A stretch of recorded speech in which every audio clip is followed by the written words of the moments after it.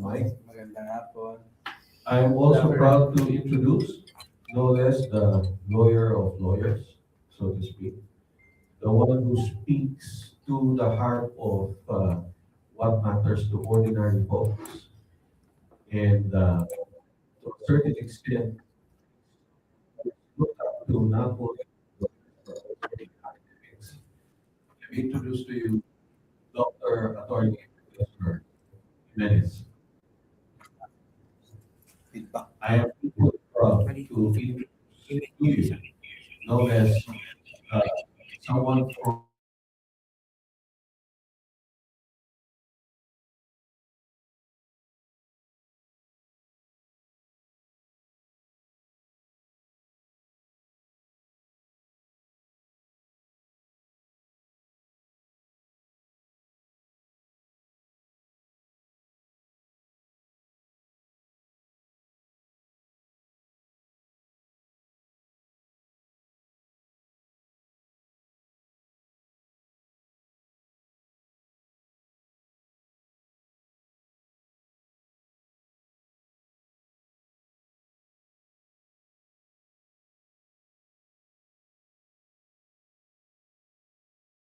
commented. It's also about explaining, what matters most as far as key issues are concerned.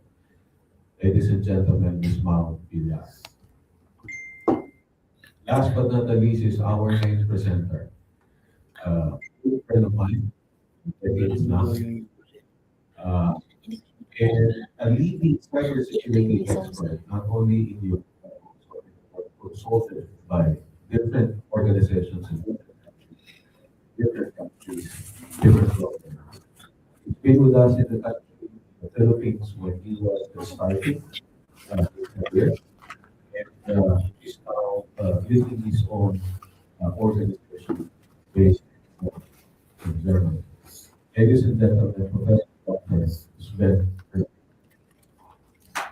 With that, I give it the floor. I have not just introduced myself. I'm Ben Tayal from Peers, and I will be your MC this afternoon, and hopefully we'll hear from you online as you ask your questions to our resource person and our members of the panel.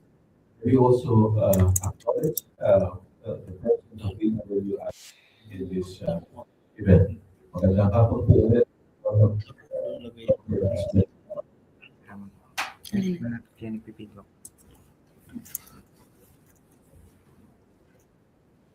Thank you very much. Good afternoon to all of you. Thank you for having me here today. It's always an honor and a pleasure to come back to the Philippines, where I started with my career and seeing how developments are going on here. I wanted to give a bit of an input to cybersecurity, cyber threats we are seeing right now. And to start with, what is cybersecurity from our perspective? Goes to threat risk, especially the state, not only cyber threats, but also the government authorities are or could potentially doing to Philippines as the government. And different way to tackle for like so we do a forum as we do where we I think it's first about me, Professor Daya already introduced me. I'm doing a cybersecurity program at the interface technology security in Berlin, with offices in Paris and Brussels, tech topics, artificial intelligence, cybersecurity, disinformation, and in the past I worked for several governments for our foreign office and for German Special Cybersecurity Agency, where I left a couple of years ago to join the Singapore and help hopefully decision makers, especially of the public and media, to better understand our topic and to answer all the questions to make government policies. So when we look at cybersecurity, cybersecurity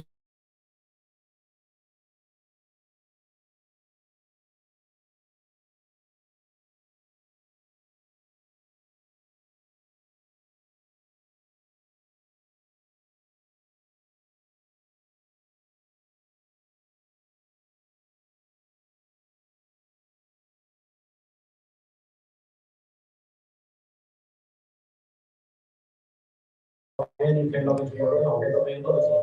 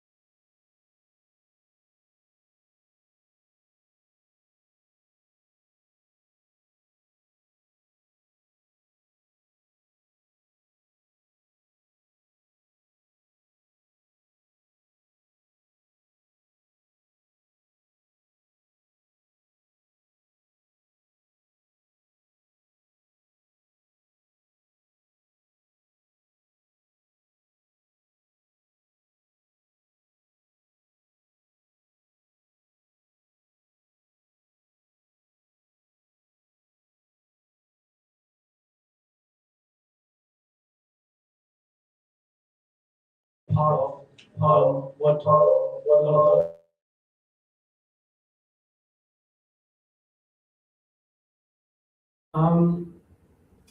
one key aspect that I want to bring up, and I think we can already move 2 slides ahead. We can already move ahead. If we're looking at the resilience slide. Late YouTube cuts ito. We turned off the microphone because it's echoing. One more. Sir, dito ka na. Yeah. That's YouTube. Right. This is the actual, and that's the YouTube. Can I change it? Here. All right, good. All right. So let's Mm. it You, will take a second. Yeah. that's YouTube. It takes 5 to 10 minutes. All right. I just want to quickly show you that slide again, which I mentioned. In the core, you have confidentiality, integrity, and availability, and around that, you have all these other aspects that make cybersecurity. And then one of the core concepts that you should be familiar with is, yes, of course, you want to make sure that you defend yourself against this type of operation, against someone trying to scam you. You know, like, all of that is good. We want to prevent that. We want to protect ourselves. But part of the truth is there will always be cyber attacks, cyber operations that will be successful. So no matter what you do, no matter how good you are, you have to always prepare for the worst case. The worst case is that criminals or intelligence agencies will be able to exploit vulnerabilities, will be able to reach your company, to reach your government agency, and you have to be prepared for that. And that we can call it part of civil defense, you can call it resilience, you can call it cyber resilience, but what it means basically is that as soon as there is a successful operation against you, you acknowledge it, you try to limit the damage it can do, you fix the vulnerability, and you get everything that it needs to be operational running as fast as possible again. Like, think about your hospital. The first thing you want to do if you're breached by a cyber operation is you want to make sure that no person is harmed. And if there are some services that are interrupted, that you need to get online again, make sure that no one is hurt, that's the first one to get online again, get operational again. You can do all the rest later on. But if you're resilient enough, that means that you can continue operations almost without disruptions, or keep the disruptions as short as possible.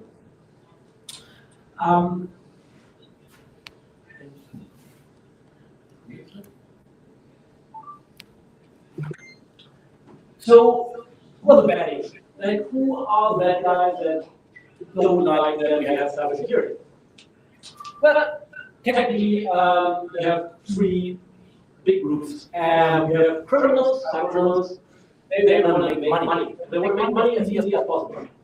So they don't try hard to get into very secure stuff, such as banks, right? Because they just want to make money as fast as possible. If they can make money by targeting ordinary citizens, they will do that. If they can make more money trying to go into local government units and ask for ransom because they put the data, and tell them they can only get the data back once they pay the ransom money, then they will do that.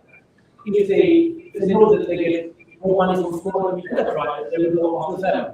Our criminals don't care about values, about hitting right target in terms of they have one target, they just want to make money as easy as possible. It doesn't differentiate them from other criminals. You have state actors, you have military agencies, you have intelligence agencies, you have police agencies, also trying to compromise certain networks, infrastructures in other countries, for example. Then you have other non-state actors. You have partisan groups, you have hacktivists, you have rebels, you have universities that are connected to state agencies that try to help them out. So you have a bunch of other actors, but ultimately, what we want to look at, if we're looking at what should the Philippine government do about something, where are they on quote unquote the spectrum of state responsibility? Like how close are they to a government? And let's say, well, why are some guys from a university hacking us? And figure out they're actually very closely affiliated with government agencies in another country. So then it's not like a university, some students trying to compromise the infrastructure. It is that government leveraging non-state actors such as universities or companies to do that. Criminals are also affiliated with government agencies sometimes. A lot of Russian cyber criminals have connections to the government. Why do they have that? Because as long as they don't do anything against Russia or its allies, they can stay and have a safe haven in Russia. So they can compromise companies in Europe, in Western Europe, for example, and law enforcement in Russia will not do anything about them. Right? So it's an agreement. We see Chinese cyber criminals who, during the day, they work for government agencies in China, and at night, they use other tools and their knowledge to make a bit of money, so they become criminals at night, so-called moonlighting. So that's why you have actors, they are not completely separate from each other, they overlap, they're interconnected, and at the end of the day, if you look for a government response, you will always look at, well, how closely are they connected to what kind of government, who do they work for? And of course, if you are a citizen or a company, normally don't really care about that, you care about how you can protect yourself, defend yourself, and try to get everything running again, and everything else is supposed to be the government that is taking care of supporting you on that. Well,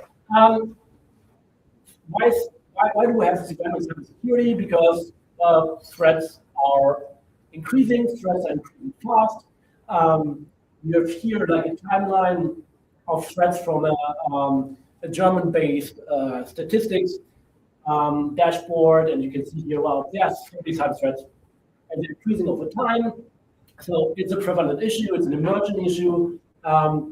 We look at artificial intelligence becoming more and more prevalent, or machine learning-enabled software becoming more prevalent. Of course, it comes with more vulnerabilities, it comes with more breaches, attack surface. So also there, we're going to see an ever-increasing number of cyber threats. If we look at, for example, the cyber threat landscape, how it evolved. In the beginning, there was the internet. right from the beginning of the internet, you basically already had political espionage, you had economic espionage, you had militaries trying to exploit it. Later on, we had sabotage operations, for example, the very famous Stuxnet operation, which was a Israeli-American corporation to halt the nuclear enrichment program in Iran. So they made sure that the centrifuges in Iran, in Natanz, were spinning out of control, so that the researchers in Iran didn't know what hit them, and they were like, our program's not working, what are we doing wrong? You had, in the military use case, you had Operation Orchid, for example, which was the Americans, or the Israelis in that case, shutting down air defenses, type operations, so they can carry out airstrikes without using any one of the fighter jets.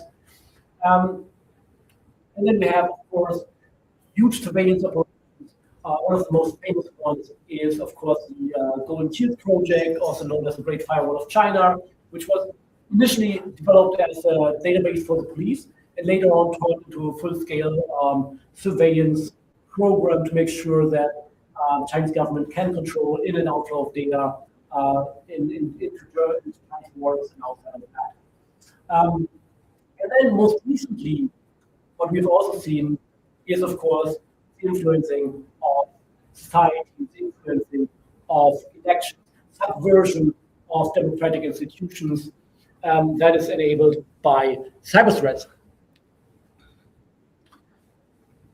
And apart from crime, apart from individuals and companies suffering from cybercrime, which is pretty straightforward, and most likely one of us has experienced that at some point, that your account was blocked, or you transferred money to someone that you were supposed to transfer money to, you were scammed. In all of that, we heard stories, either we were affected directly or indirectly, our friends or family were affected. But cyber threats that we're not talking much about, and that goes to my point of why we need to look at the state nexus and how much governments are involved in that. A number of things. Let's start with political trade negotiations. So if I'm interested in a business deal, and maybe I want to make a better offer or stop a merger and acquisition, I might conduct a cyber operation and see what they are trading, what they're negotiating, what the balance sheets are, and things that no one is talking publicly about that help to get an upper hand. You also have espionage targeting domestic policy making. Like, if I want a bill not to be passed, maybe compromise the smartphone of a senator, of a congressman, and I will try to figure out where they stand, what are the bills they drafted, who are their political allies, who are they cooperating with. And the easiest way to do that is by compromising their laptop or their phone, right? Same goes for business development, intellectual property. If I want to get something out of a company, maybe I have a cyber operation against that. Why is that? Because normally we don't really know how to react to cyber operations. Oh yeah, companies will not disclose anything because they are afraid that the public will say like, oh no, we're not going to buy from them anymore. They were hacked. It's really bad. It's a stigma. So they're not talking about that. It's difficult to run police and law enforcement agencies against this because normally the perpetrators of these crimes and these operations are based in other countries, and these countries don't want to cooperate with you to find them. So it's a very low entry barrier for criminals and intelligence agencies to conduct those operations, and they could gain a lot out of that. And then on the really high end, we are of course going to see military espionage, for example, to know what are the plans, what are the deployment plans, which plans should we protect, which are they deploying the troops to, active operations as well as planning stages. And the last one, on the high end, there is something that we've seen in the last couple of years, especially with Russian operations against the Ukraine, but also with Chinese operations, for example, against US targets and allegedly also European targets, is that you're pre-positioning to disrupt critical civilian and military infrastructures in case of war, in case of conflict. So that by the point war breaks out or the conflict gets hot, you will be able to shut down power grids, you will be able to shut down water supply. You cannot do that from one second to the other. You shoot a missile and then a couple of minutes later it hits. You need to prepare. It takes up to 6 months, 9 months to prepare such a cyber operation. So we will do that ahead of time, and you will pre-position yourself in those critical networks. And especially here in the Philippines, if you remember, I was saying that there's geopolitical aspects to cybersecurity. Let's look at one of those, which is obviously Chinese cyber campaigns. And we're running our own tracking Chinese cyber campaigns, ecosystems, everything that is going on. And you can see that the Philippines is frequently targeted by Chinese cyber campaigns. And that's not like something that, oh my God, no one knows about that. It's like sharing classified information is out there. There's so many security companies tracking those incidents that I think in 2010, 2011 already, if you see new campaigns, they're tracked to certain state nexuses of Chinese threat actors that target Southeast Asian targets, including the Philippines. There's a rich body of analysis out there that states that. And it's something that we all know. And again, they're not really doing something sustainably about that. And then you were like, yeah, but you know what? I mean, there's so many countries, there's so many targets. Well, I'm sure, like for example, if we look at China, the Chinese threat actors, they can't compromise anyone. I mean, maybe they don't want to try the Philippines. No, why not? If you look, and there's a couple of reports out there that put the puzzle pieces together. If you look at the ecosystem that China has created in the last 15 years to enable cyber operations, it's vast. Creating the talent through universities, hacking contests and bug bounties to find vulnerabilities and the best malware that they can get of researchers and then utilize them in their own cyber operation, to bringing in cybersecurity companies and other companies to run cyber operations on the behalf of the government. We have the ISO Leaks, it's a company in China that was running cyber operations. And when they found data, they were like going to the government. They're like, "Hey, we got some data on whatever space research. You want to get that from us? You want to buy that from us?" You have universities in that space. You have entire national legislation which basically says if you find a vulnerability in software or hardware, the first person to tell that to is the government. If you don't do that, you get penalties. You get fined. You might end up in prison. Why do you have to tell that to the government? Well, because they want to look at it and maybe they want to utilize it in one of the cyber operations. There's an entire, it's called the Chinese vulnerability database, an entire racket of companies in different brackets, depending on how much services in offensive cyber operations they provide to the government. You have cyber militia units all over the country. It is a huge structured ecosystem enabling offensive cyber operation capabilities. And while, for example, militia units are really more tasked for war scenarios, all the rest is conducting operations on a day-to-day basis. And where does it leave us? I mean, you can argue, well, that's what we say in German, Realpolitik. That's real politics. That's how things are done. Like, you spy, you conduct cyber operations. And what we do about that, that's true. At the same time, what should frighten us is that if you talk, for example, about military buildup, there was these talks about, war between China and the US and yada, yada, yada. And one of the compelling arguments for the US is always that the US has been conducting so many military operations in the last decades that they know how to fight wars because they're actually fighting wars. And if you look at Chinese cyber operations, they know really well how to conduct cyber operations because, of course, they're conducting them on a daily schedule. So their capabilities are not only quantity, but also quality pretty good. They can conduct a large number of low-scale cyber operations, target lots of secret topics, and they can also conduct high intensity, high-quality cyber operation against even hardened targets. So, and that's just one threat actor from the geopolitical aspects that might and is targeting the Philippines. So if you look at all of that, I want to conclude on cybersecurity is already extremely important for national security, not only in the Philippines, but everywhere. So you need to protect your IT infrastructure, especially those for critical infrastructures, government agencies, corporations, but you will also need to create resilience so that in case you get breached, you know what to do and you know how to get it back up running. Some damage will be done, that's true, but at least you will be able to mitigate even more damage. But on the other hand, you also learn what to do and how to handle those day-to-day operations because all of us in Europe, in the United States, have become too accustomed with oh, yeah, another Chinese cyber operation, oh, yeah, another Iranian cyber operation. It is really high time to do something about it. That I want to thank you again so much for having me here and looking forward to your questions. Thank you so much. Thank you for that, Dr. Sven. You see, as you will got from the presentation of Dr. Sven, he gave us more of this a more comprehensive view of cybersecurity. We can ask him about more specific activities that we should really be worried as far as the country, the Philippines is concerned, and the region as a whole.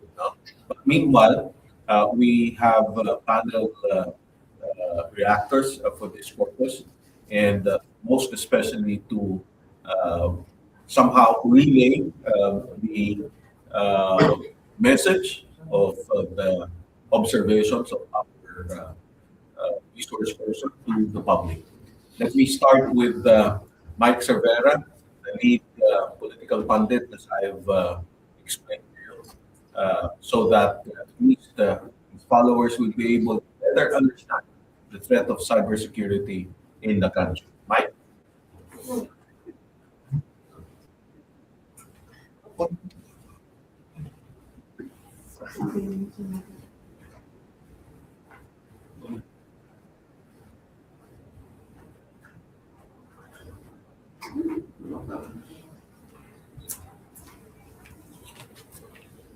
Good afternoon po kay Attorney DJ, kay Prof, sa mga nanonood ngayon sa ating live.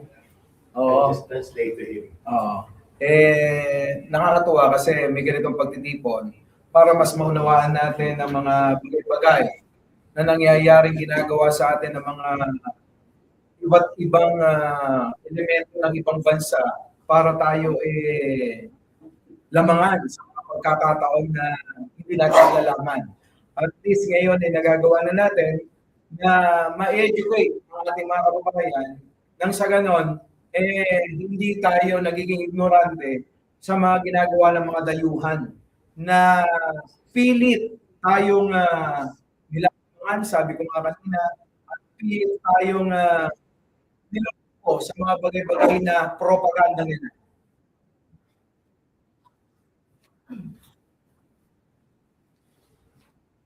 Salamat. Thank you for that, Mike. Now I'm going to give the floor to our lawyer for the masses.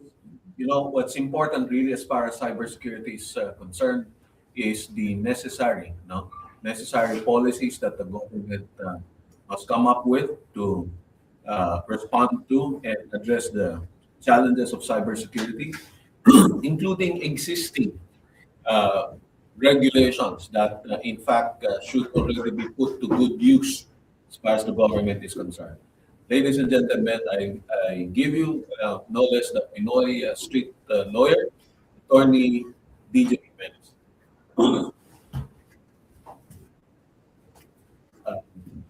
Thank you very much, Prof. First and foremost, we wish to express our gratitude to Professor Smith for very educational and nerve-wracking revelations of how cyber security is affecting not only the world, but no less than the Philippines. Now, sir, the data that you presented earlier, I suppose, did not yet even contain the emerging technologies of AI. And given this AI technology, and I'd like to reiterate what I also say, information technology can both be a blessing, but it can both be a heaven, but it can also be a hell. So, based on your experience and your research, sir, um, what are the best practices in Europe that you think the Philippines should integrate in the fight against cyber security and information misinformation? Presently, we have in the Philippines the Cybercrime Prevention Act of 2012. So imagine 2012. I suppose there is really a need to revisit this law that we've had since 2012. Apart from very few legislation that addresses misinformation, we have the law on libel and some other very minor laws. Now, it would truly help our government if you could suggest some practices or best measures that you think can be adopted in the field. So, what are those you think may be considered? Thank you so much for the question. I think I gave you like 5 things, 2 of them which are best practices that I think we're doing well, and 3 of them which we are not doing well, but I would love that someone else is actually doing it well. Uh-huh. The first thing is regulation, forcing your critical infrastructures to adapt to security minimum standards. Because if you're a company and you're not putting in any security, you gambling and you might it might pay off, it might not, you might get compromised and you lose money, right? It's business, right? I mean, you're responsible for your own business. When it comes to critical infrastructure, so those providing power, water, not only your money that you are gambling with, which you are completely entitled to, your business, but you are basically taking the chance away from essential services to be run. And that means that society will suffer and people might die. So critical infrastructures, there need to be legislation to make sure that these critical infrastructure providers have minimum IT security standards in place. So, mandatory cyber security mechanisms. Yeah, for those providing essential services. Or those in the providing public utilities. Yeah. Public service. Water, electricity, hospitals. Waste, One, second one is create a strong national cybersecurity agency. which we have. Earlier, I'd like to inform the public that the executive director of the CICC, the Cybercrime Investigation of the Philippines, is here. So we have that agency. Send it beyond cybercrime to make sure that they are the powerhouse for consulting businesses on what best practices to use, what minimum requirements, for Congress to come up with good bills, like having really a powerhouse national cybersecurity agency. So empower this CICC. Yes. Widen their authority. Yes. And in Europe, well, how do you call that? We call it National Cybersecurity Agency. And for example, look at it. Germany, for example, has a National Cybersecurity Agency, more than 1,800 staff. And that's on top of cyber counterintelligence Or region. for the national level, right? And then I think 3 things that you should do better and you should also be doing. One is collect intelligence on what's actually going on, like situational awareness, and mandate companies and government agencies to report breaches. Because how are we going to pass good laws and good best practices if we don't even know what's going on in our country, right? If you don't have an overview, you don't have a certificate of the country and the breaches of the incident, you cannot pass good laws, you cannot improve laws. Second one is talent.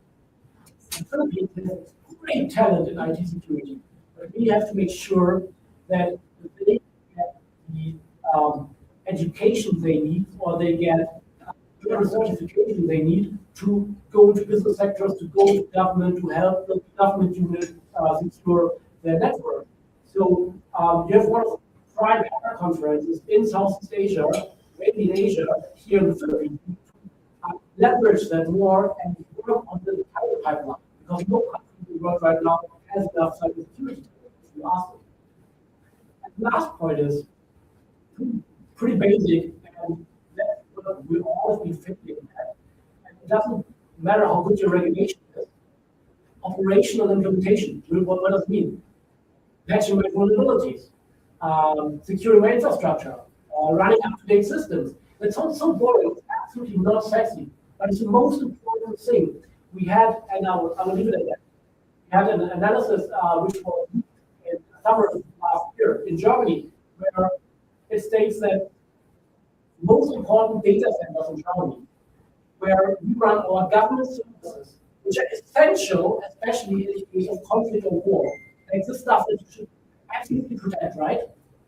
None of them had tested if they can restore their systems from backup.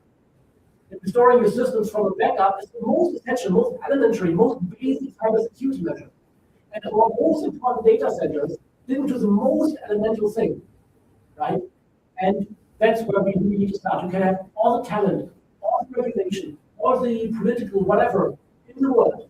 As long as you don't put your money where your mouth is, and you actually implement those measures with perseverance and with good quality, then all of that will be better.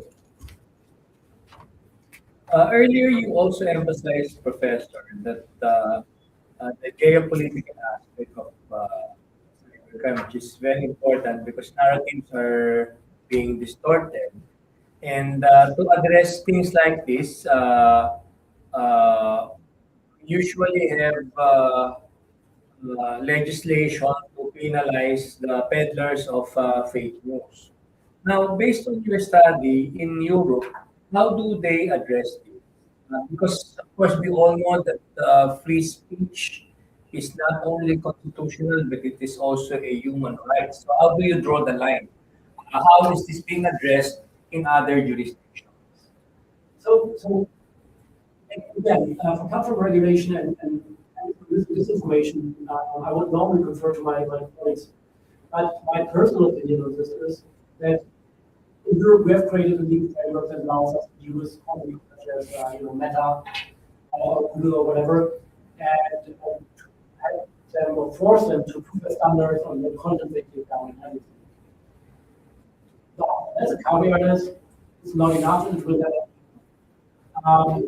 which means at the end of the day, you will have this information being circulated on. And I think that with all the love I have for the social media use in this country, for example, honestly, I would see a successful attempt at limiting or mitigating the damage, the sustained damage to society carried out through social media platforms, which means it weakens the fabric of society. I mean, alone, even if it's not adversarial, right? I mean, adversarial means like we have like some government that wants to influence elections in the country, and then you do that, right? Even just by going online, spending hours on it, trying to see like, oh, other people's lives is better than mine. I should do something. Maybe I should get into Prime because I have more money to buy the new iPhone because everyone online has that. All of that weakens the fabric of society. There's so much negative impact on society that I have not seen any regulation anywhere in the world that actually addresses the problem to the extent where you can say like, yeah, I think now we're in a good place and it doesn't do a lot of damage. I think we have the extremes where you say like, okay, we don't do anything, or we're gonna block all social media use, or we need to improve existing regulations. And I think Europe has some of the most advanced regulations to deal with platforms and the spread of misinformation, hate speech, and that. But I tell you also that it's not enough. So I'm not sure if I can recommend that approach. It's a baseline. If you want to start there. Or maybe just a final note, we cannot just rely on the government and legislation. Exactly.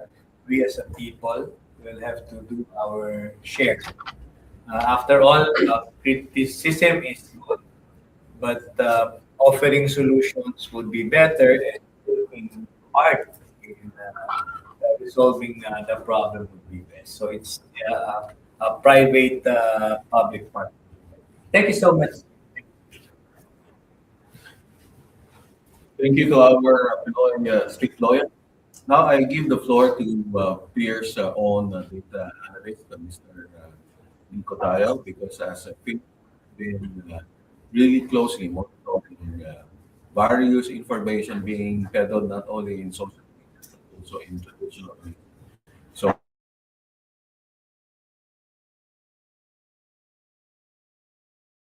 let me give you Mr. Nico Tayo. Good afternoon, everyone. Thank you for the time.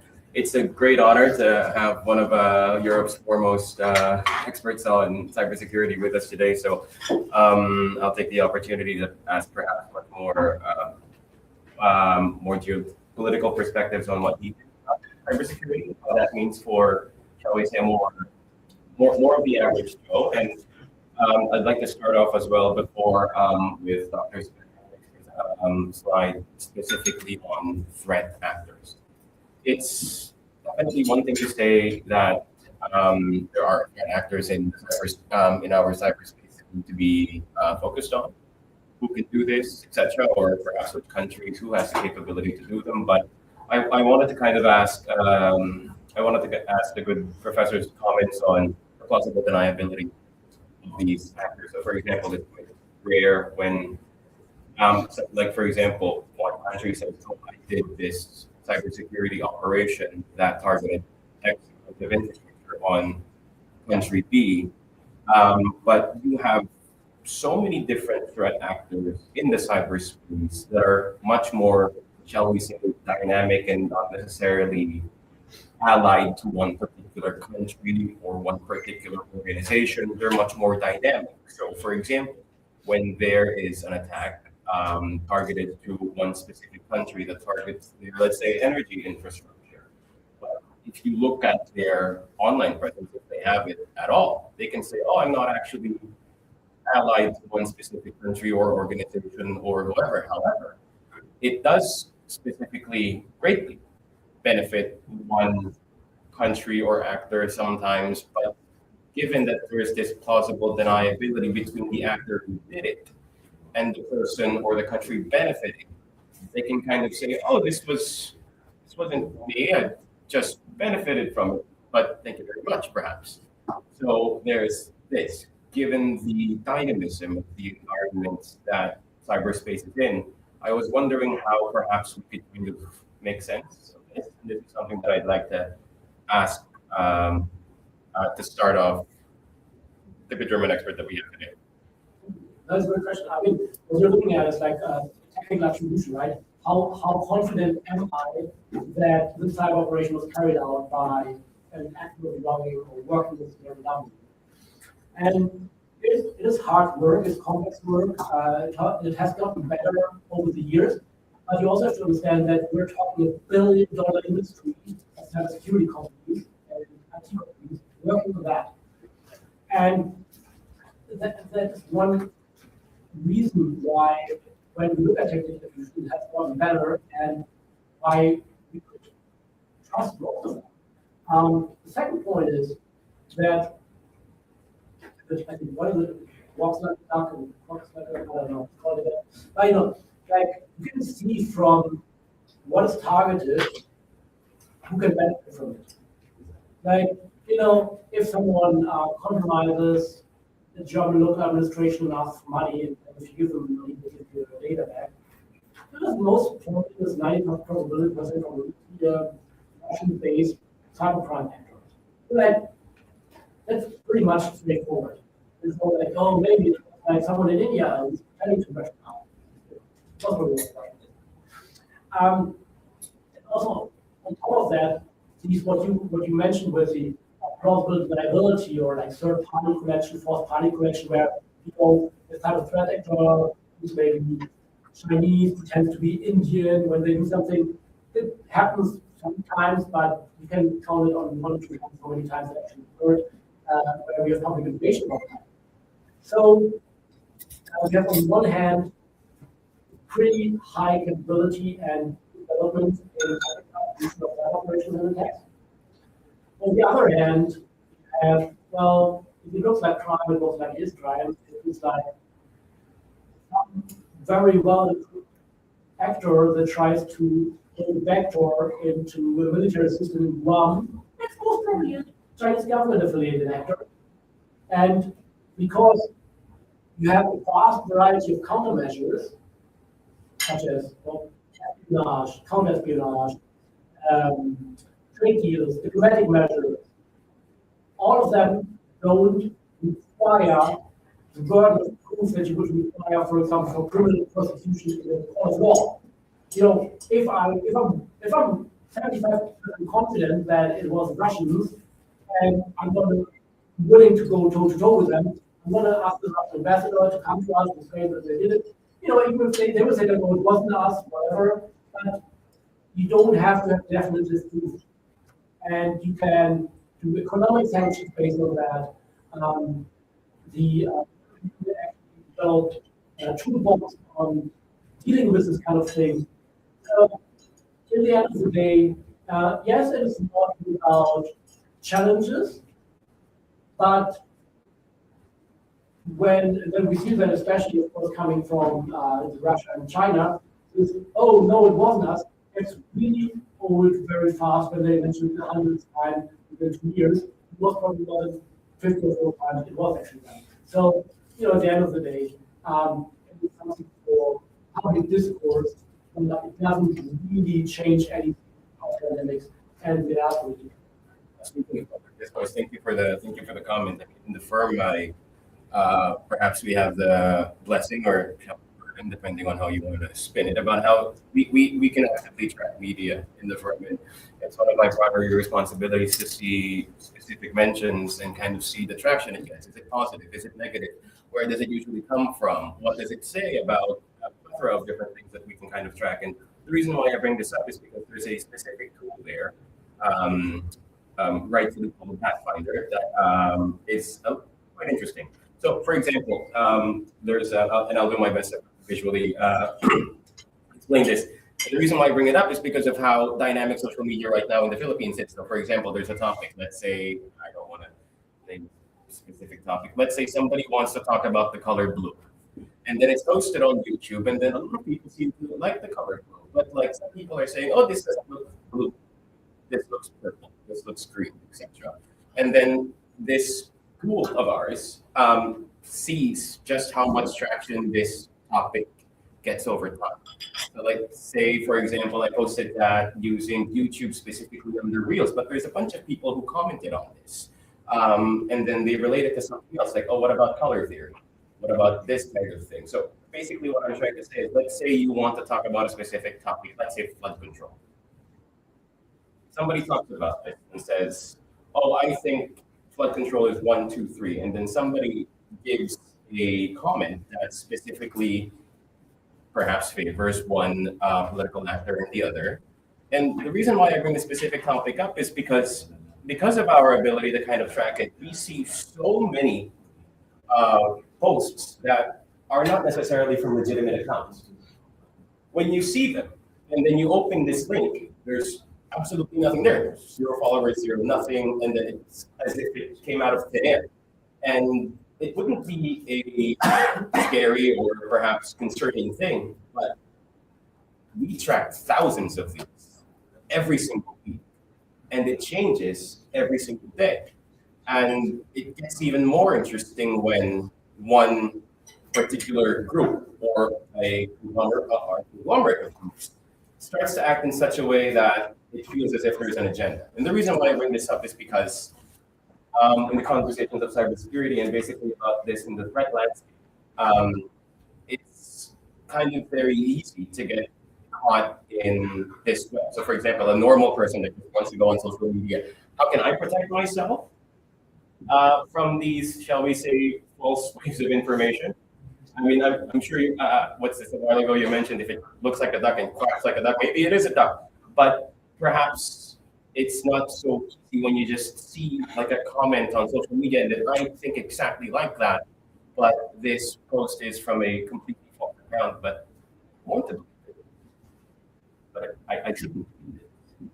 And unfortunately, I see a lot of this all the time. And I was wondering for this particular way, how do you shield yourself if you can even do such a thing? It goes to the fundament of misinformation. I think, so personally, if you ask me personally, I just deleted all the messaging account. Because you see posts, and for most of them, maybe you know it's fake news or it's disinformation, right? But it creates doubt.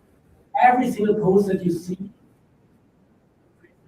and you see it over time, not only a day, days, weeks, months. So at some point you're asking yourself, oh no. There's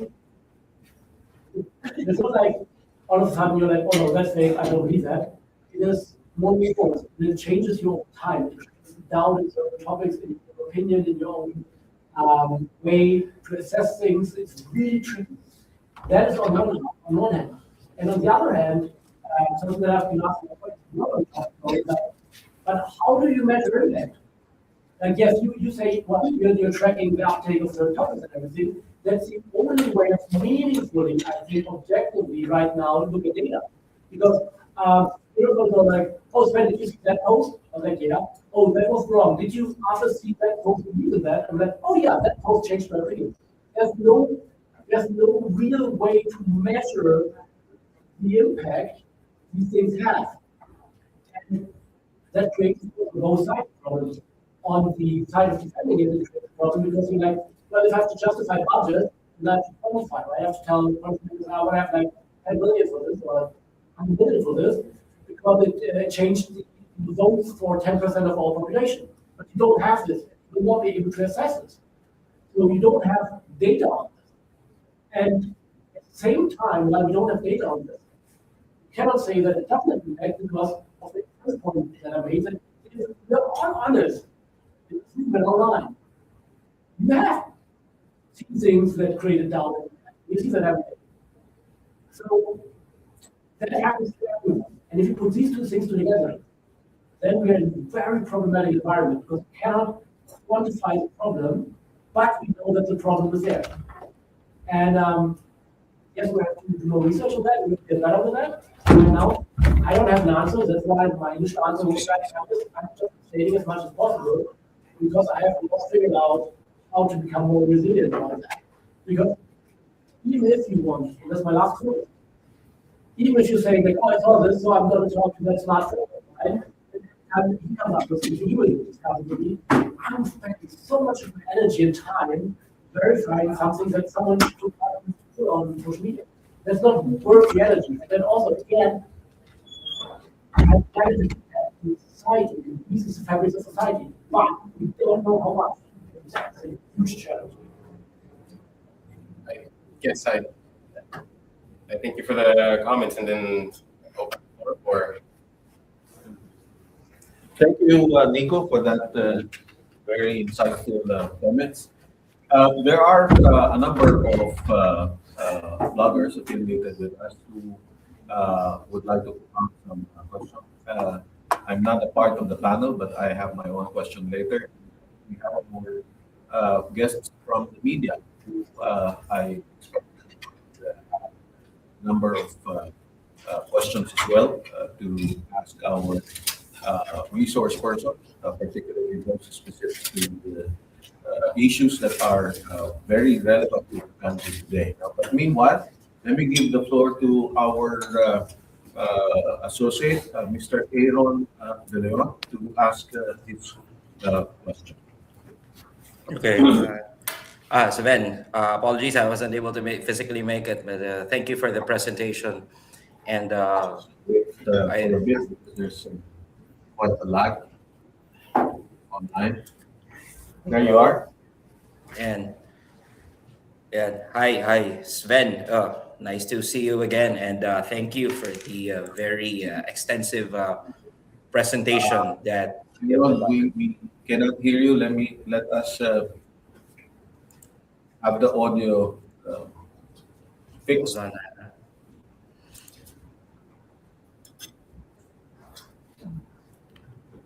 Can you hear me now? Sorry. Sa kanya yun, sir. Sa kanya po, bro. Hindi na nga eh. Hindi po, sa kanya po. Hindi siya marinig. Must put the headset. Can you hold on? Hold on. Can you hear me now?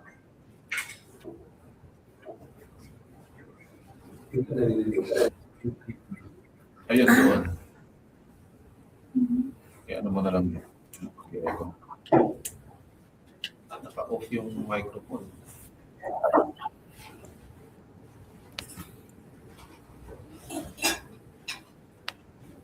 Yan po. Sir Aaron?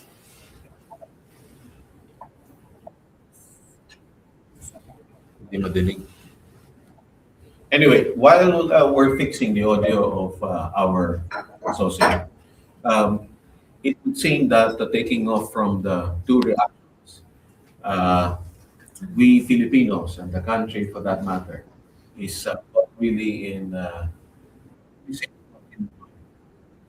one, we have very weak public institutions, and as we were talking about the issues in preparation for today's event, we have listed a number of issues that simply suggest one important vulnerability of the country's public institutions.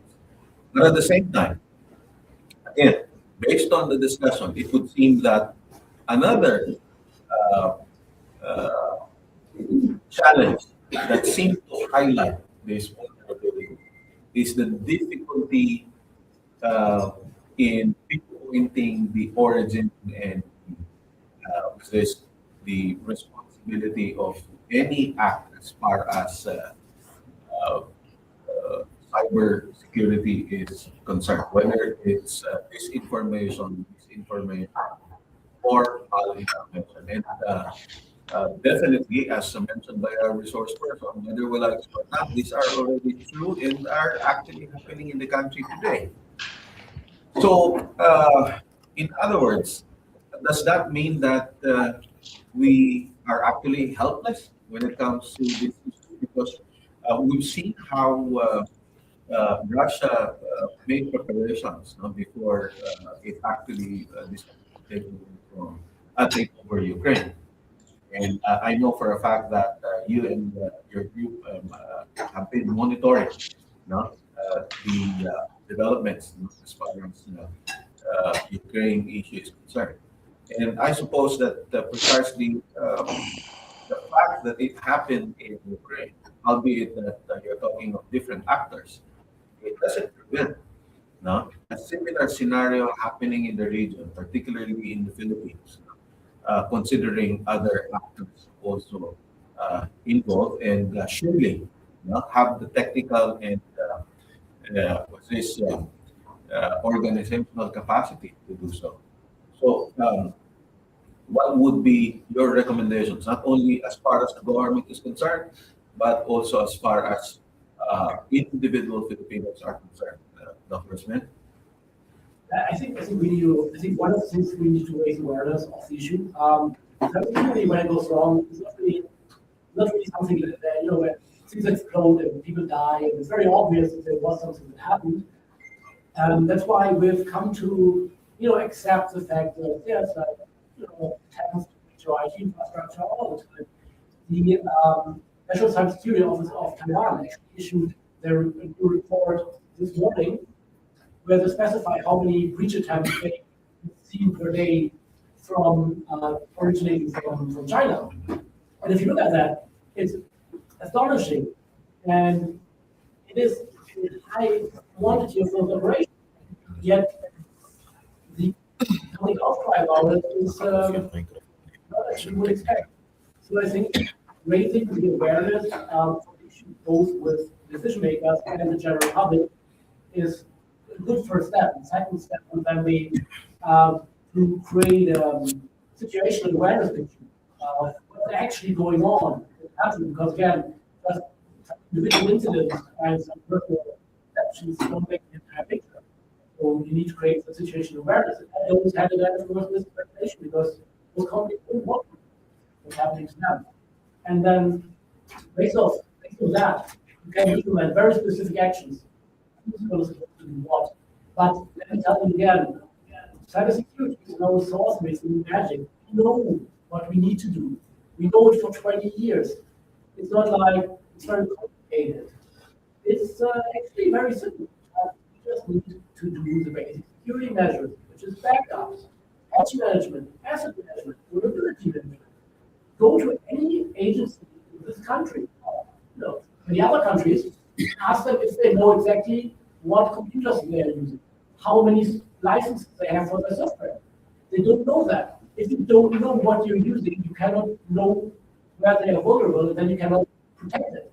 So again, it's the basics that we need to start, but we need situational awareness and we need urgency, knowing that these things are going on every day. Thank you for that, Dr. Sven.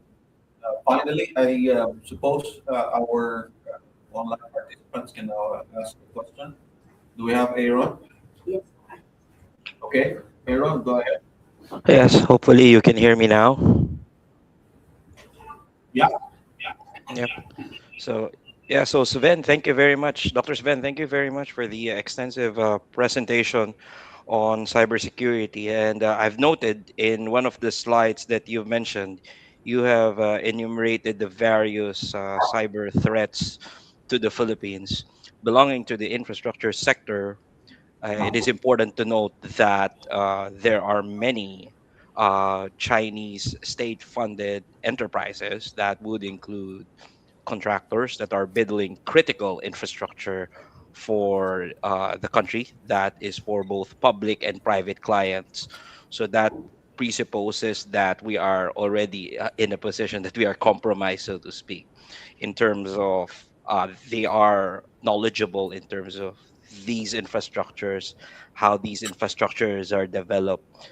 And we have also noted from the recent budget that has been assigned by the president that the funds that have been dedicated specifically to confidential funds and also in terms of investment in digital infrastructure, I don't think are sufficient.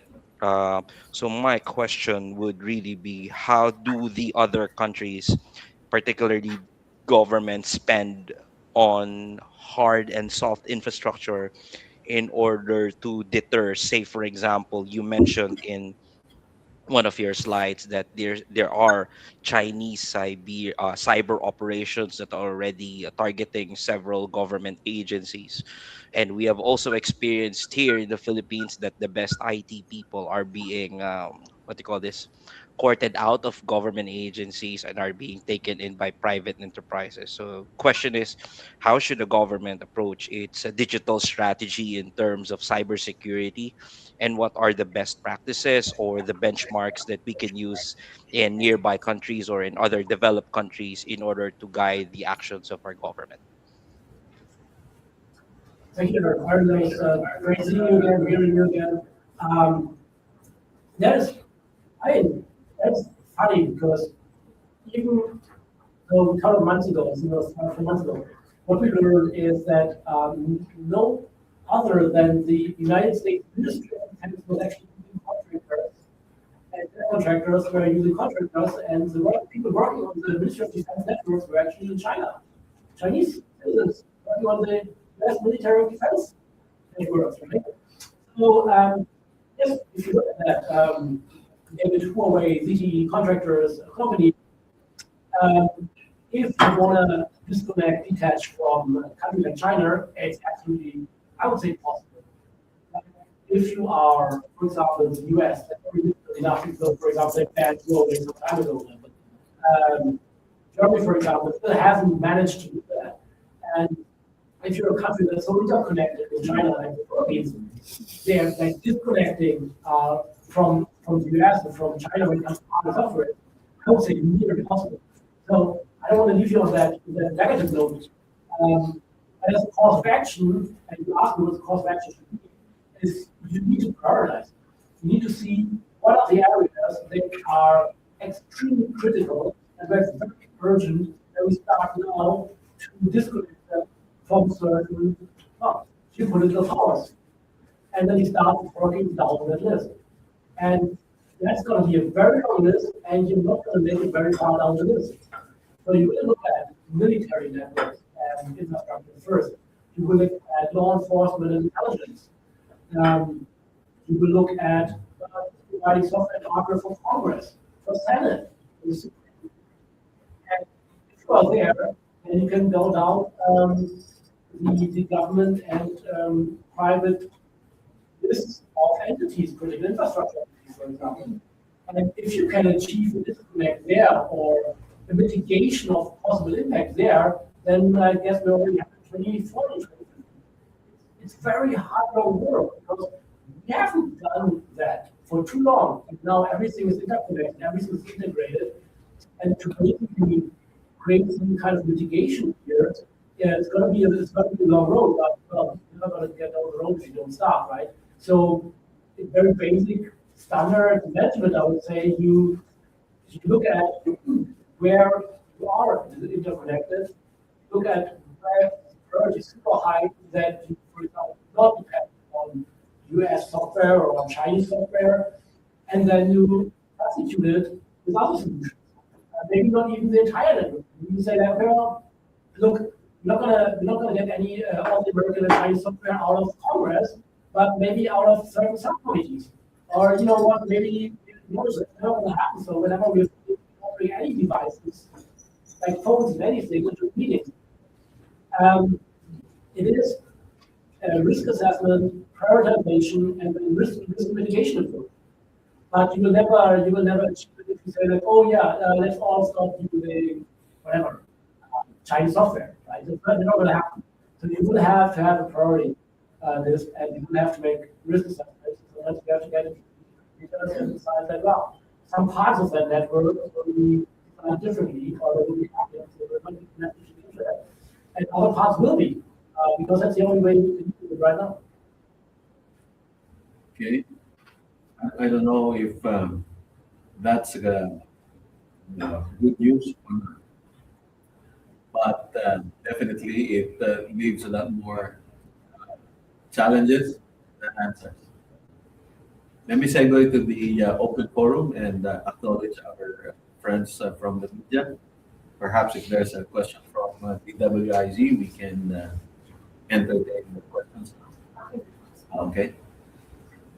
We also have a guest from Manila Times. We have a question.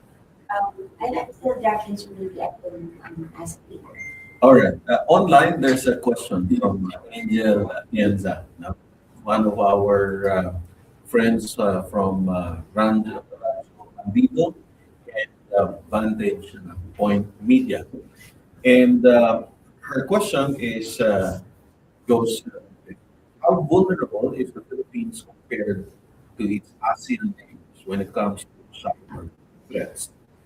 And related to that, it is how exposed are our critical infrastructure, power, water, transport, telecoms, to cyber sabotage?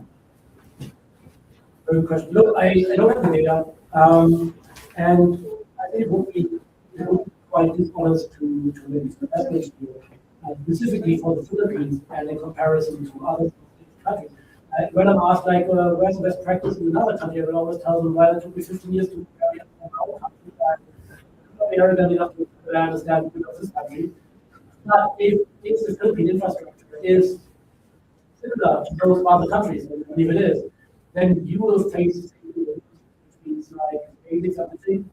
We're having a very complex tech stack, which means lots of software running on lots of hardware, lots of legacy stuff that has never been updated.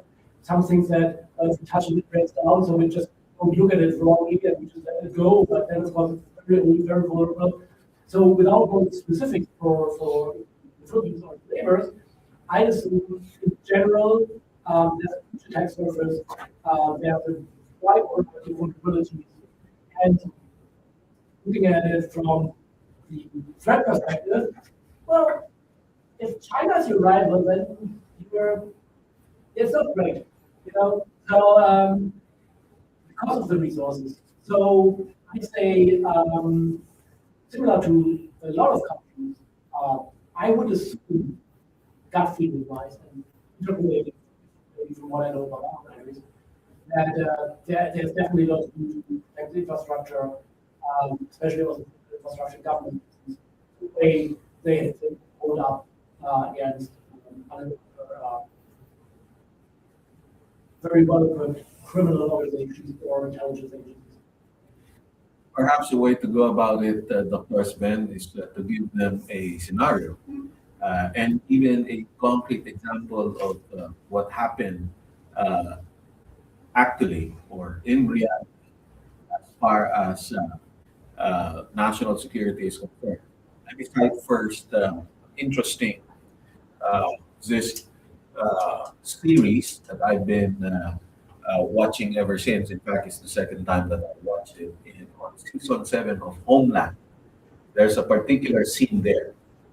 Actually, not just a scene, there are 3 instances that this information was used, no, to agitate the people and result ultimately to the weakening of the U.S. government. It started with this information as far as whether or not the son of an incoming president of the president-elect actually was a hero or not. In other words, questioning whether the actions of the son of the president-elect actually this constituted recognition by the U.S. government. And when the president-elect was able to assume presidency, there was another was this attempt at not attempt. There's another disinformation that happened, and that was the supposed deliberate effort on the part of the FBI to just allow a wounded young American to die as a result of this uh, uh, security issue somewhere in the northern part of America. And last but not the least, and this is no longer an issue of cybersecurity, but deliberately there was an effort to use this uh, payment channels to funnel money from abroad and result to the assassination of a retired general who figured in the attempt to bring down U.S. Government. Now, this actually is not only possible as far as TV programs or series or movies in that case. This actually happened in the case of Brexit and also happened the first time that President Trump became president. Perhaps Dr. Sven can tell us concretely how cybersecurity threats can in fact result to a breakdown not only of law and order, but ultimately to bring down government. Dr. Smith? We see that just alluded to the election, Brexit. The French elections were also targeted by a hacker campaign where they wanted to take Macron. We had the compromise of the Democratic Committee IT systems in the 2016 elections in the United States, which again comes to the point of Trump and the Republicans won that election, and the counterpart and the Democratic National Committee were hacked and their data was published online. The election was very close, as it was 51% something. So, do we believe that it was that operation that brought down the Democrat candidate? It was. And personally, I think it was, because we're looking at 1.5%, right? And that margin was pretty close, that we probably that operation contributed to that. We have acknowledged that, no, because we don't want to end the Russian, right? But you see it in more low-key cases, not presidential cases, right? Just look at hospitals in Europe, in the United States. How many of them are targeted by ransomware? They have to cut off their services. They have to do surgeries. They have to. It takes them weeks to restore operations. And you multiply that by 10, 20, 30, 50 hospitals targeted by cyber criminals having safety in Russia, and you can easily understand how society parts of the country can break down. And that's not a fictional case. It's happening with administrative units, like local government units all over Europe and the US, being compromised with ransomware, mostly from Russia, where they can't register anymore. They don't get the social benefits. They can't register cars. They are there at the end of the month. They are asking for the money from service to feed their families. These are very real threats that are happening right now. And so far, we've been lucky that maybe you have 2 or 3 smaller regions that were affected at the same time. But if we go for the Russian playbook, I would go like, okay, I'll choose a region in Germany, right? And put ransomware on all the local government units in that area so they can't take over responsibilities from each other. And then in the entire area, you cannot do any administrative service anymore for days, weeks, and weeks. You throw in the mix a couple of hospitals in that area, and you have a scenario in which very real society is in trouble, and people will be affected. And that contributes to the perception that we have all over Europe also, and also, yeah, for example, where we think, oh wait, our government can't protect us anymore. I lose trust in the government. Once you start losing so much trust in your government, you're down with all very bumpy road. And I think that is one of the ways to, over time, weak democracy and the democratic institutions much easier than trying to change the outcome of the election, because that's very difficult. Depending on the country and what machine things, yeah, you don't want to go into the election systems. But rather than that, having these kind of instances where society more and more loses their trust in the government to protect it, it's very powerful for those that try to erode the democratic institutions and democracy in those countries. And if you ask me, that would be my way to go about it. I would do, for example, the Russians. Okay, that's quite a mouthful. And it would seem that we're seeing that exact formula already happening as far as the country is concerned. So, any questions from our participants on the floor now? Sure. Yes, ma'am. First, I Valente from so I've been covering defense for quite some time now, and I've been noticing in the past, not just in the past years, it has been a trend that Philippine authorities have been intercepting time and again, not just pieces, but sets of, but ecosystems of IT equipment, mostly operated by Chinese, if I may say, mostly operated by Chinese, along with some Filipino companies. And they're mostly for business purposes, but for whatever purpose they're being used for, the specific reason for their surveillance is not.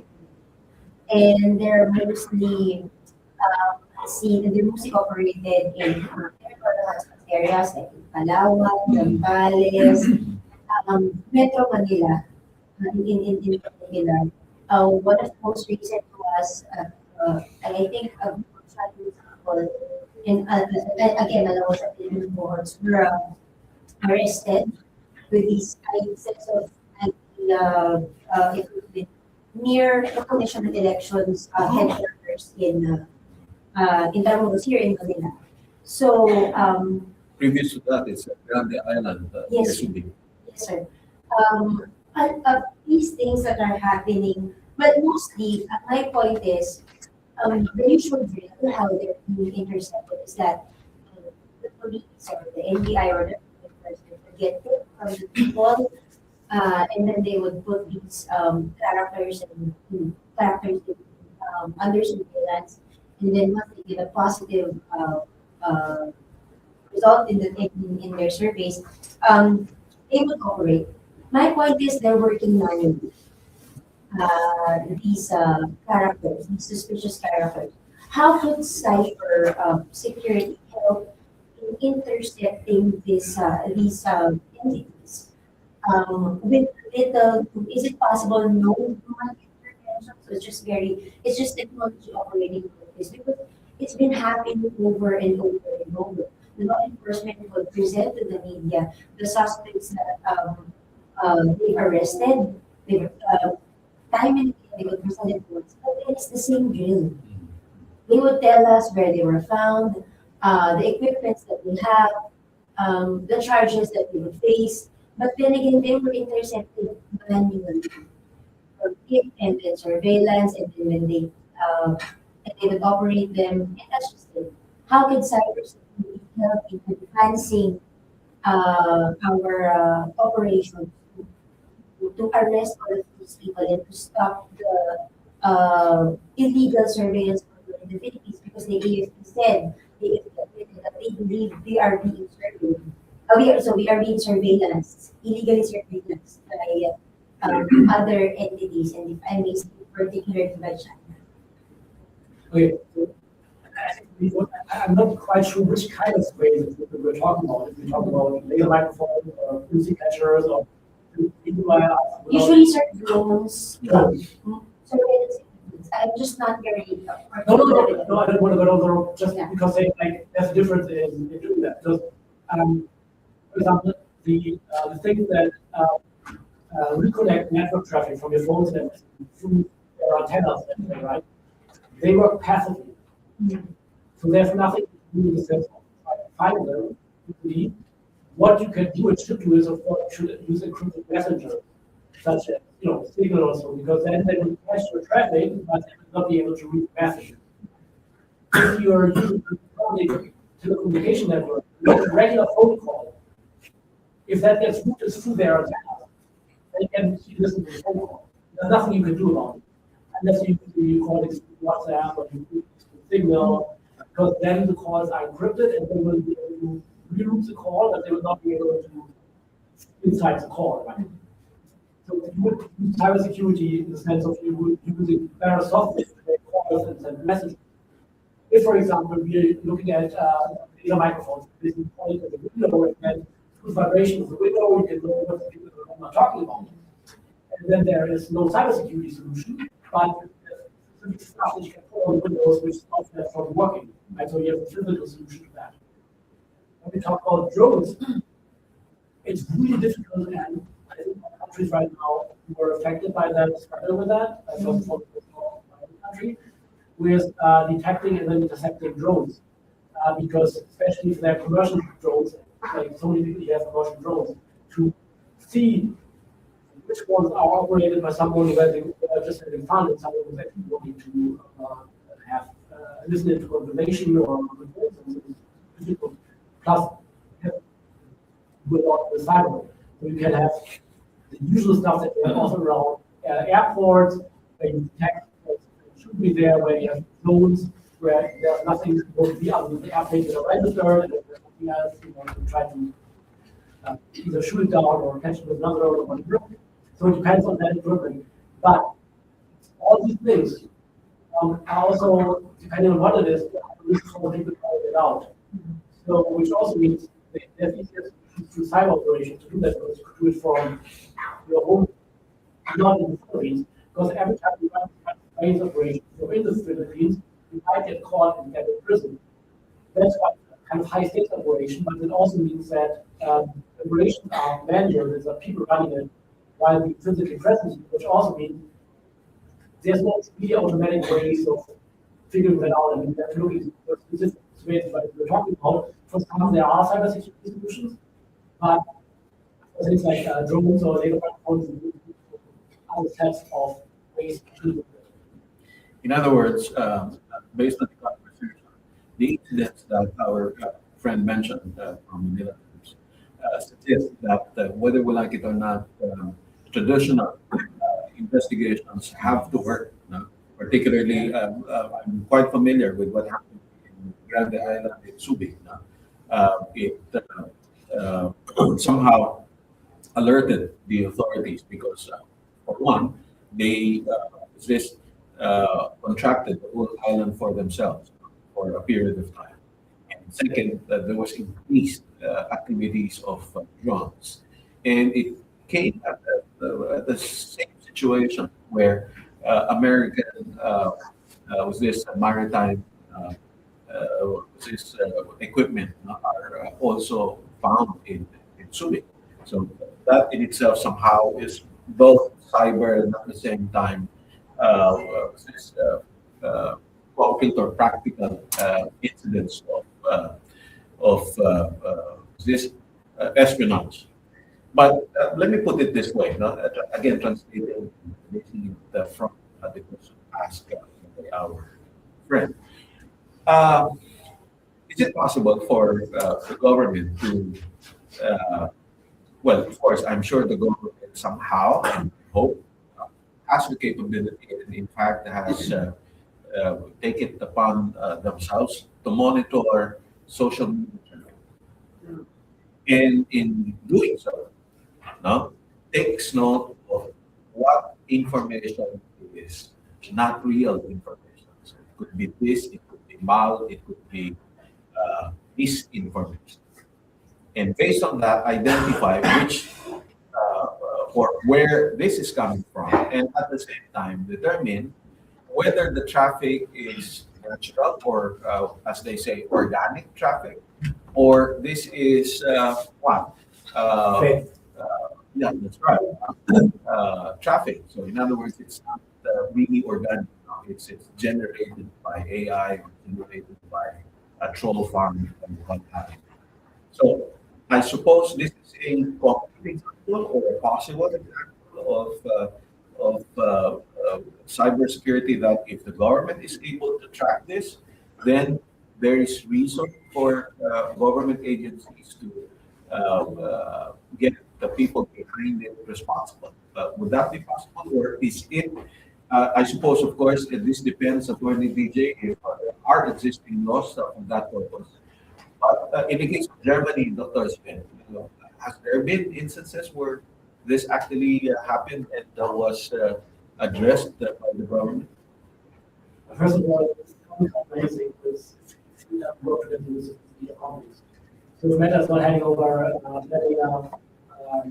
You can't leak a lot about that because they will have the data that you. But again, some accounts need to fix somewhere. You have examples of like SIM farms, the telephone SIMs in one building where they're using it to use different accounts to meet some sort of narrative through social media. It's absolutely difficult to do something about it. And if it comes from outside of the country, it's also to act on it. What companies like Meta do is they write reports and they show certain patterns, certain characters for certain operations, so they give us one visibility with it. But I think what would be aimed for the government would be to work together with companies and then and then make public what these companies discover, where campaigns came from. I think that's one way to go on. But really, at the end of the day, trying to jail someone, that if they are abroad is a very, very lengthy process, very tricky. You have the authorities in the other countries cooperate with you. And you can do that all the times, but they pop up again, it's trackable. It's nice to do that sometimes to show that you're actually doing something about it, but it's not really sustainable. Exactly. Attorney DJ, do we have laws in that regard? Are they enough, or do we need? These are very big. Yeah, so in other words, we need more. So if you could define more. If I may add, well, with the advent of AI, information, disinformation, and malinformation will be more elaborated, sophisticated in the coming years. In fact, the use of hardware, for all we know, may not be necessarily because of AI. So I think one thing to address this is to also come up with a similar AI system that would also counter measure these things. AI versus AI, if there is such a thing in the future. No, I mean, there's experiment in the stuff that AI before. I mean, yes, the stroke, right? The stroke is, 10 years ago, how did you know that the email you received is malicious? Because there's spelling mistakes. So right now, in this 2020, how do you recognize that an email is malicious? Because it doesn't have any spelling mistakes. Because it's the AI, right? So, AI is also multiplier in the sense that it lowers the entry, very effective for malicious actors to disinformation or operations. It does not change the real quality or the effectiveness, but it allows more quantity and more threat actors to enter that, which means you will have a problem of scale again, which you rightfully say so. We can look at development to counter it, because what is AI good at? It's good at looking at lots of data and surmising that something is lying or not. In cybersecurity, they have that for 30 years. Email, your spam thing. There's nothing else than a free AI kind of thing, which looked at a lot of data and determined, that's bad, that's not bad. Right? Especially with the deep fake. Yeah. Anyway, I'm very happy that AI came up. I mean, it's also important to note that the progression of AI and how good it gets is not a linear progression. It's plus 1 equals 2 plus 1 equals 3. It's exponential. If we see how good AI is, it's scary to think how fast it's getting. The amount of people that can easily use something like this, we have prompt engineers now, a collection of words that was completely boring 5 or 6 years ago. Why did I bring this up? Because now it's being widely reported that some institutions or some groups are developing something called super intelligent AI. And if we think AI now is hard to contain, can you imagine an almost sentient piece of equipment, or whatever you want to call it, that can do things that imagine all learnings of humanity in something that you can say, oh, please do this for me and tell me how to do it. How best can you do it? And basically you can get it in the span of a few moments. And basically even if, let's say that someone is successful, and eventually the trend suggests that someone will be successful in making such a super intelligent AI, and then the cyber threats we have now are significant more. If you have such a tool like this, it would make tools like the H bomb look cute. Anyway, we are already talking about something very sophisticated, and I suppose not many have come to with some capacity to actually make good use of it. I have a specific question for you, Nico, without getting into specifics. Can you tell us whether or not, and perhaps you can give an example, can you tell us whether it's possible to trace this information or any kind of information, the provenance of which, and determine its, was this common people would use probably popularity, but those who understand how was this how interaction happens in the cyber side would be virality. So if we're able to determine the provenance of information, this might or this misinformation, and therefore we're able to track where it comes from and determine whether it's being propped up unusually. Does that mean that there's a possibility for the government to come up with means to address the situation? Hypothetically, let's say that there is a capability to do this, like and then let's say somebody makes a post that's completely false, but it gains traction in the media for such an amount of time that a lot of people are talking about it. Even if people say that, oh, this is where it came and this is how we can track it. That's already in the public sphere. People are already talking about it. Therefore, for lack of a better term, the damage is done. Number one. Number two, even if you have this capability, which I'm sure there are some firms that are developing it all over, the sheer amount of manpower that you need to effectively monitor stuff like this is significant.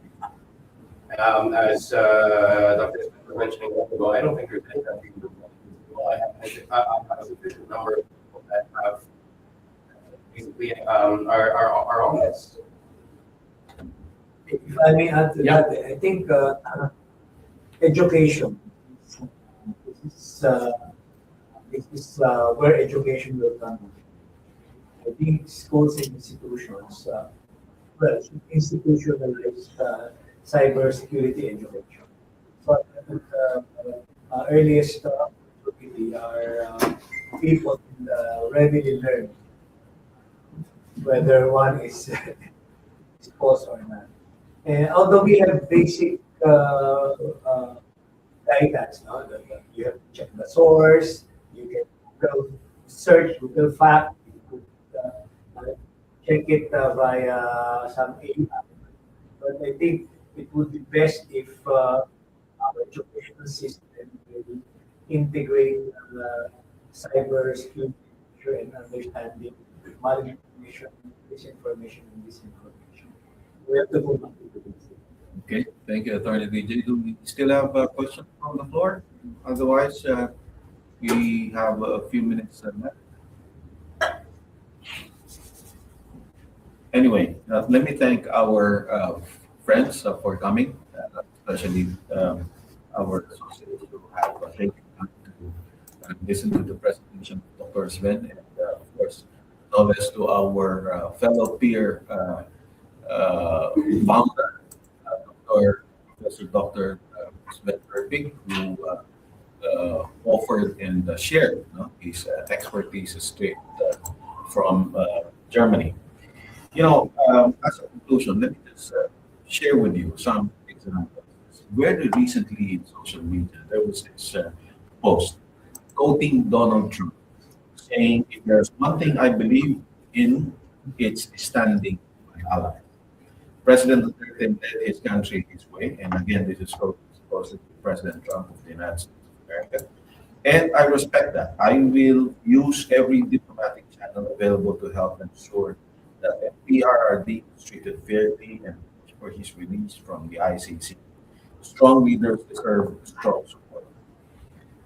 And you know, interestingly, what gave it away is that the logo of CPN was interestingly placed at the bottom of the post. And what I did was to repost it and tag ABS-CBN. And almost immediately, it was declared to be fake news. And there are a number of other examples, in fact. And you know what happened with that post is that suddenly it was changed into just a ribbon, which says "Bring him home," which means it was acknowledged. It was just, made to mislead not only the Filipino people but even the followers of the former president himself. And interestingly, even before that, there were a series of disinformation that has been peddled around. And it's kind of amusing because they used very popular faces or figures to show that there's this doctor from ICC declaring that the former president is in fact really unable to face a trial and therefore should be sent home. And there was another, in other words, a lady and guy who are both famous, those who are, interested in porn, that they use this, and they peddled it as if coming from coming from authorities, or in other words, not only recognizable, but the people of authority to speak about particular issues. And last but not the least, there was this so-called mayor of Eindhoven, and he was supposed to be someone called Peter Clark Starmer. And interestingly, there's no such thing as Peter Clark Starmer as a mayor of Eindhoven. And instead, the mayor of Eindhoven is Jerome Disselbloem. I'm not even sure if I'm pronouncing it right. And apparently, this mayor, who is actually different from who the real mayor is, and interestingly, this time he used a born actor or actress, but used a fictitious person, no? Supposedly suggests that in terms of moral ascendancy, the previous president was really reliable and therefore merits support not only of the Filipino people but everyone from around the world. I don't know whether this is just plain and simple ignorance or idiocy or stupidity, but at the very least, this is simply designed to mislead people and, in fact, convince them that they should withdraw support from the government. And I couldn't help but think that anyone or everyone responsible for this kind of misinformation is really wanting to oust the sitting legitimate president and replace it with another. It is quite difficult to determine really the responsible people for this as a result of our discussion, but I thought it might be good to mention it to just set us an example as to how difficult the challenge is faced not only by the Philippine government but the country as a whole. Because at the end of it, there's really real danger as far as cybersecurity is concerned, as far as it being a threat to national security. And we are best to sit down and discuss this soberly without political biases so that in the end, noise can be canceled and that we can talk about numbers and what matters most and develop real responses and solutions to threats and issues. Yun lang po, magandang hapon. And as I always end my discussion, sana meron po kayong napulot kahit katitid sa aming bunting. Salamat po.